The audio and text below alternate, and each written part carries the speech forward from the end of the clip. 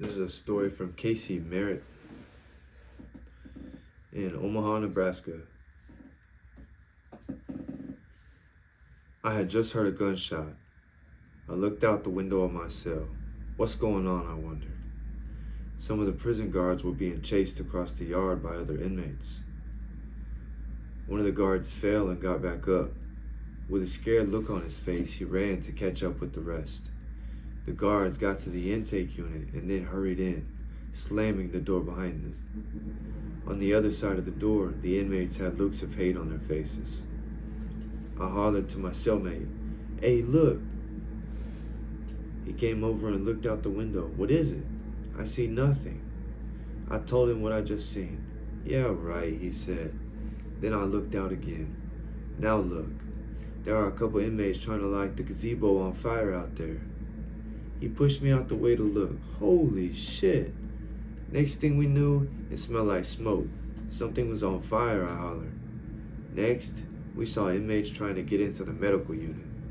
Then, responding to someone calling out from inside, they all backed away from the door, leaving one inmate on the ground holding his leg. There was blood on his pants. The staff in medical opened the door, dragged him inside, then the door shut.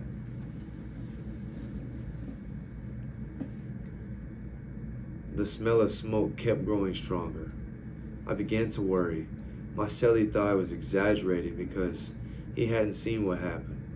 He looked at me as if I was crazy until the intercom came on and someone said there was a major disturbance and complete takeover of the prison. They stated that there were large fires that might make it hard to breathe. They announced that the mini yard doors were open, so for our own safety, we should go out there for fresh air. That's the last we heard from prison staff for the next 12 hours. 12 hours of intense fear and confusion. It started with inmates from other units coming into ours. They all had shirts and bandanas covering their faces. This unit was for protective custody inmates. Now, there were inmates from the rest of the prison in here too. How could this happen? One of them got on a table and yelled for our attention. Everything got silent. He stated that he was speaking for the rest of the prison. Don't try anything crazy. Don't try to interfere with what's going on, and don't try to be a hero. Nobody will be hurt if you mind your business and do what you're told. He ordered other inmates to help him gather materials to start a fire. Within minutes, he had a huge pile of flammable junk, and within minutes, it was a raging bonfire. The smoke was so intense, I had to cover my face with a wet shirt to breathe. Next thing I knew, I was watching as an inmate was being threatened by a group of angry prisoners. I heard the inmate tell them, "Let me put my shoes on first." One of the angry prisoners came up behind him and sucker punched him. "What was that?" he said. Then the prisoner who sucker punched him grabbed a belt nearby with a padlock attached to it. He swung it, hitting the inmate, attacking him in the face. The inmate fell down, then another guy started stomping on his neck and head. The inmate kept trying to get up, but he couldn't due to the assault. After a while, the assaulted inmate got up again. The guy with the weapon once again hit him in the face. He tried to get away. I noticed that his eyeball was hanging out of his socket. Blood was pouring out. The bone had been crushed and the skin ripped around the eye. Another guy who had been hanging around with the two guys who assaulted the guy grabbed a large piece of metal that had been torn from the pop machine, and he started hitting the injured man as well. The guy who had assaulted the inmate with a weapon came up to me and told me that I better not tell on him or he would break my jaw the next time he saw me. I took this threat seriously, even though I thought I could beat him in a fight. I didn't let my guard down. Over the next several hours, it was complete chaos. People were coming in and out of our unit, through the window, on the door, and through the fence in our mini yard. The window on the door had been melted by fire, and a metal book cart pushed through the glass to push it out. There was jagged glass around the edges, so blankets and sheets had been folded up and placed around it to prevent cuts when people crawled through. People were breaking into the case manager's office so they could access inmates' files to see who was cooperating with law enforcement and prison staff.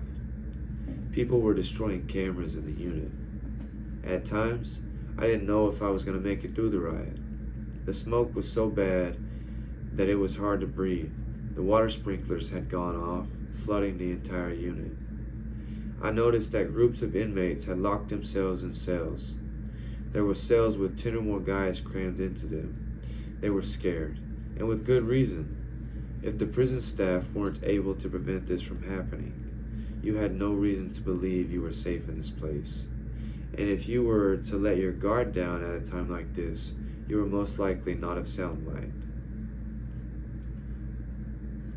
I went to the window in the damaged door of the unit because someone kept having people come get me.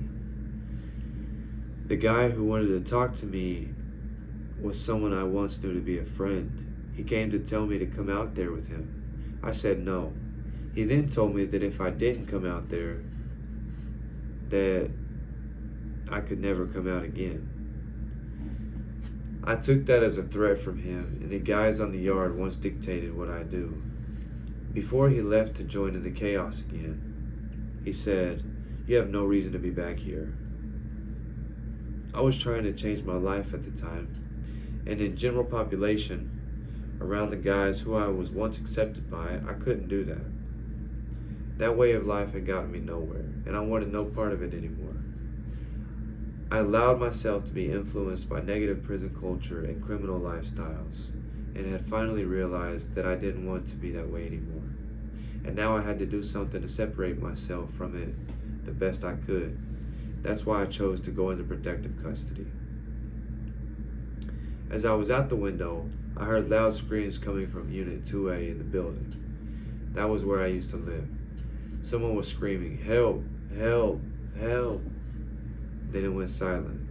The next morning, the Special Emergency Response Team took control of the prison again.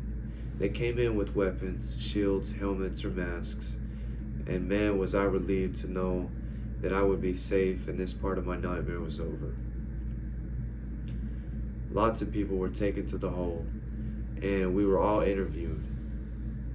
Later, I find out that the guy screaming had been murdered along with his friend. Because of what happened in the aftermath of the riot at TSCI, I made several new enemies due to trying to help the guy who was assaulted and make sure that nothing like it would ever happen again. A lot of people who didn't deserve to be hurt could have been, and this could have been prevented. A lot has changed since this riot in TSCI, but there's still danger in prisons. I've never been able to think the same since experiencing this trauma, and I hope to never experience the likes of it again. I'm very careful in prison now, because you never know when you'll be put in a bad spot for another reason.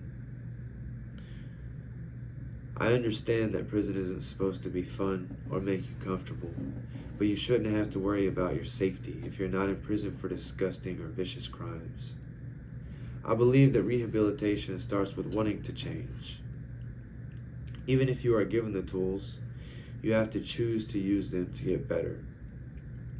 Change for the good doesn't usually happen overnight, but you can do it if you really want to, and you can live a better life. I have been released since this riot, and I'm now back on a new sentence. I made the choice to run on foot from the cops when they approached me. I was traumatized by my past experience of prison and thought I was going back. I got scared and broke someone's door to hide and was found by a dog. I was charged with burglary and sentenced to 16 to 18 years. I have been incarcerated since April 2019. I will be eligible for parole in 2027 of July, and I finished my sentence in May 2028. I intend to be in work release by next summer.